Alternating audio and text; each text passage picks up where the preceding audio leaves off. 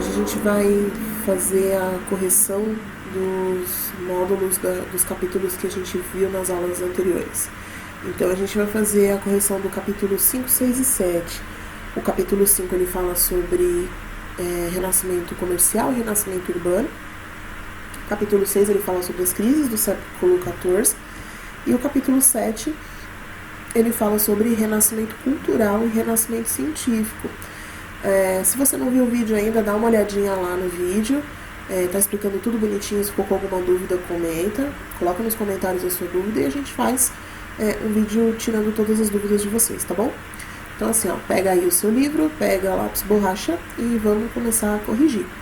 Abre aí na página 93 do capítulo 5. E aí começa assim, ó.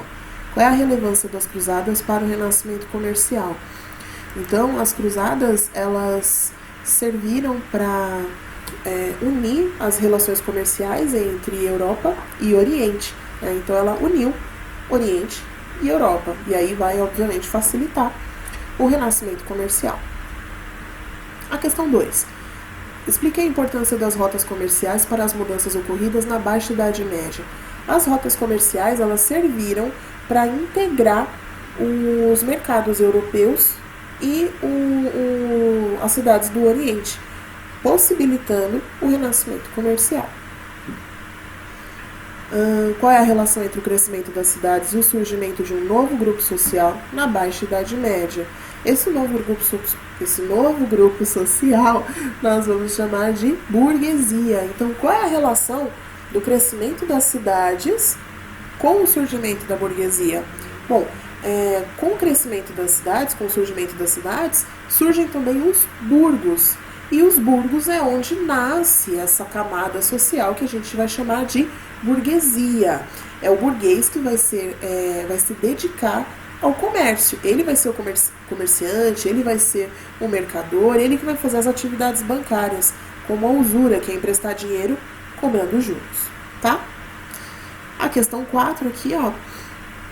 Analisa as transformações citadas. Analisando as transformações citadas, conclui-se corretamente que elas, alternativa correta, letra A, evidenciaram o surgimento da nova camada social burguesa e a crise do sistema feudal. A questão 5, tem esse texto aqui que é para ler, né, para auxiliar vocês a fazerem a questão.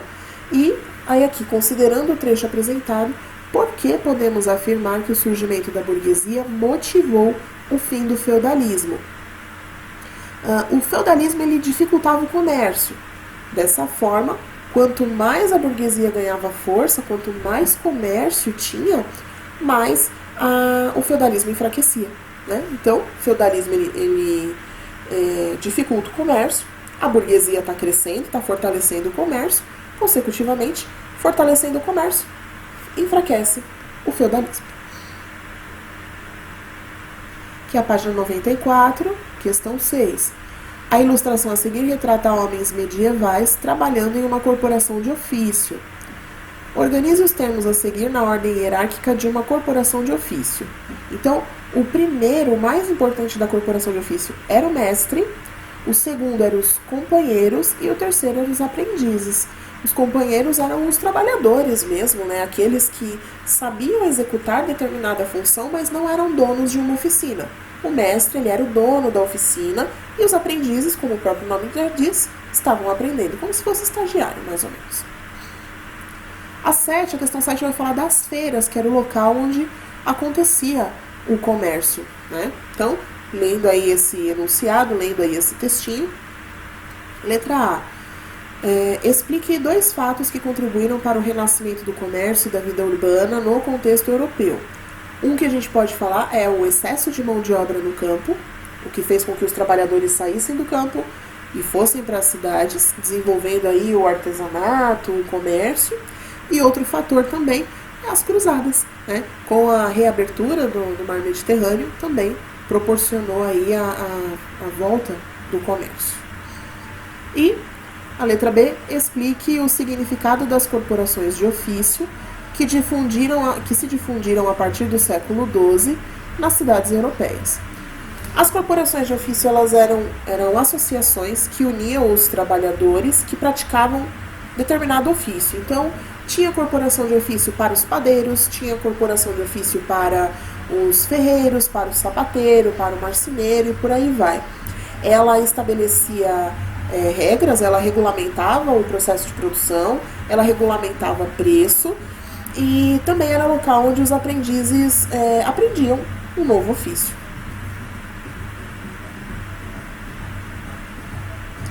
Beleza, aqui o capítulo 5 já foi. Agora a gente dá um salto lá para a página 103 para nós corrigirmos o capítulo 6 sobre as crises do século XIV. Então aqui, ó.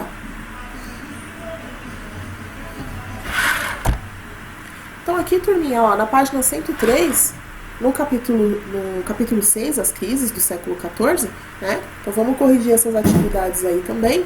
Olha só, questão 1.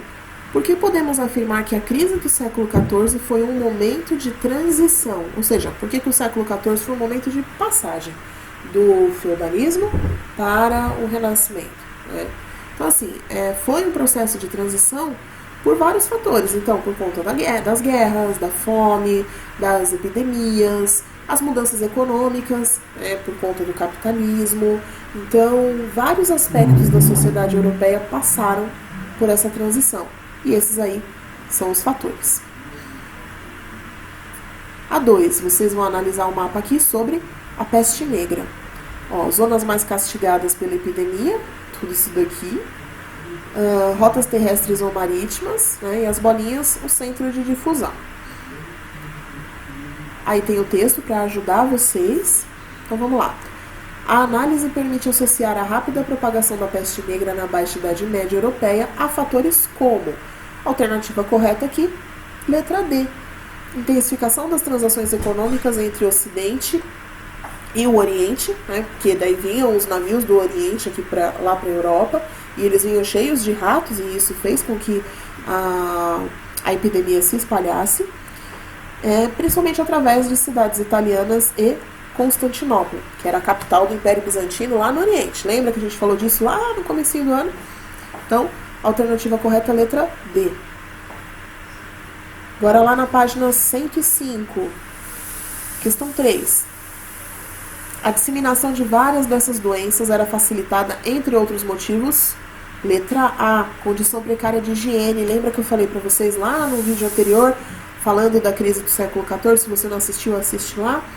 Então, a situação precária, a falta de saneamento básico e etc., fez com que a epidemia se espalhasse mais rápido. Alternativa correta aqui, letra A. A 4. Aqui já fala das guerras, né? Quais foram os principais descontentamentos servis, ou seja, o descontentamento dos servos, que motivaram as revoltas do século XIV? Os descontentamentos, a fome, as guerras e doenças, além do aumento de impostos. Questão 5. O testemunho de Agno de Tura, também, o sobrevivente da peste negra, que assolou a Europa durante parte do século XIV, sugere que, letra A, o flagelo, ou seja, o sofrimento da peste negra foi associado ao fim dos tempos. Eles acreditavam que era um castigo de Deus. Aqui, a 6. Organize as palavras e expressões a seguir em um mapa conceitual de modo a relacionar o conteúdo do capítulo. Então, ó, aqui é para vocês fazerem um mapinha, né, com aquelas setinhas, colocando na ordem cronológica. Então, ó, a gente pode começar com século XIV, aí você coloca aqui, escrito século XIV, faz uma setinha, Baixa Idade Média.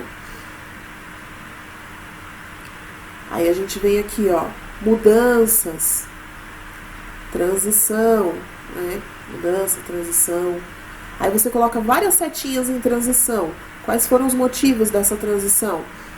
Fome, impostos, crise, guerras, revoltas, doenças, peste negra, desnutrição e problemas climáticos. Legal? Só organiza aí as ideias, põe um certinho aí.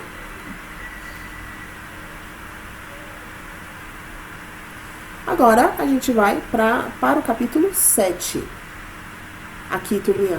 Chegamos no capítulo 7, na página 117, o último módulo, né, o último capítulo. Então vamos lá para a correção para a gente finalizar. Elabore um breve parágrafo explicando o que foi o Renascimento. Utilize em seu texto as seguintes palavras e expressões. Então, assim, cada um fez o seu.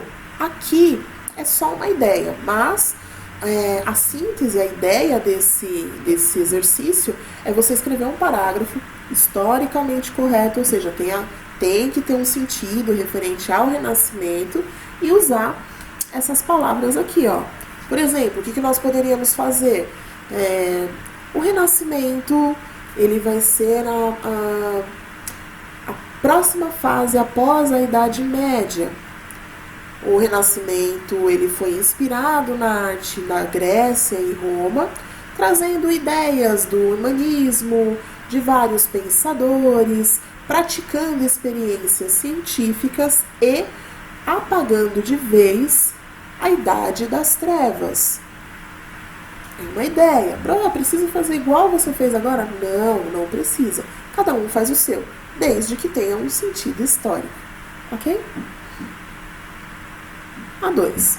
Leia o trecho a seguir. Aqui é um poema do William Shakespeare, um escritor renascentista inglês. Né? E aqui é um trecho da obra Hamlet. E aí está dizendo assim, ó. Por que podemos afirmar que esse texto de Shakespeare é humanista? Ele ressalta as qualidades humanas e coloca o ser humano no mesmo patamar de Deus, na mesma altura de Deus. Sério, professora? É o que o texto está falando, ok? 3. O que foi o mecenato? E explica a importância dessa prática para o Renascimento. Então vamos por partes. O que foi o mecenato? O mecenato era quando os burgueses patrocinavam os artistas renascentistas. E qual é a importância dessa prática para o Renascimento? Ela foi importante para desenvolver a arte no período renascentista. Ok? A4. À exceção de uma, as alternativas a seguir apresentam de modo correto características do Renascimento. Assinale a alternativa incorreta. A alternativa aqui que a gente vai assinalar é a letra D. O fato de ter ocorrido com exclusividade nas cidades italianas. Por que está errado? Porque o Renascimento aconteceu na Inglaterra, aconteceu na Espanha, aconteceu na Alemanha, né, em Portugal, em vários outros locais da Itália, da Europa. Ele se iniciou na Itália, mas ele se espalhou por toda a Europa. Página 118, questão 5, textinho aqui que era para ler. O texto apresenta um espírito de época que afetou também a produção artística, marcada pela constante relação entre ciência e arte. No Renascimento, sempre ciência e arte vão estar relacionadas. Por exemplo, o Homem Vitruviano, de Leonardo da Vinci, era a arte, né, o desenho de um homem, provando que o ser humano ele é simetricamente perfeito. E aí tem a ciência, os cálculos e por aí vai. Aqui a questão 6. A prensa móvel, a imprensa, não imprensa de jornalismo, mas aquela que faz livros, jornais e por aí, criação de Gutenberg, colaborou para o desenvolvimento de qual área e de que forma? Então, vamos lá. Ela contribuiu para o desenvolvimento da imprensa e de que forma? Torna a reprodução dos textos mais rápida e em maior volume. Né? Se antes um livro tinha que ser copiado à mão, demorava meses, dependendo do livro, ele era reproduzido de uma forma muito mais rápida, com uma quantidade muito menor de erros, com a invenção da imprensa por Gutenberg. A7. Observe atentamente a imagem a seguir e responda as questões propostas. Ok. Letra A. Aponte duas características da pintura que permitem identificá-la com o movimento cultural conhecido como Renascimento. Por que essa pintura ela pode ser caracterizada como renascentista? Bom, primeiro que a gente tem o antropocentrismo aí, é o ser humano, né, o homem no centro de tudo, e quando eu falo homem, não estou falando do ser masculino, mas homem como humano. E o naturalismo, a valorização da natureza, né? Entende-se que aqui a gente tem um bosque, e o próprio ser humano também, como um ser natural, né? As frutas, as folhas no chão, enfim. E a letra B, explique por que o Renascimento pode ser associado ao processo de transição da Idade Média para a Idade Moderna. Foi um período de mudanças econômicas, sociais, um período de mudanças científicas, né? Então essas transformações todas, elas trouxeram novas ideias e favoreceu o surgimento de uma nova etapa, que é o Renascimento. Bom, turminha, é isso, a correção está feita. Se mesmo após a correção ficou alguma dúvida, coloca aí nos seus comentários, por que a questão tal é essa letra, não é essa? Por que a resposta é essa, não é aquela? Eu coloquei assim, será que pode deixar? Preciso mudar? Põe aí nos comentários e a gente responde pra vocês, tá bom? Por hoje é só, pessoal.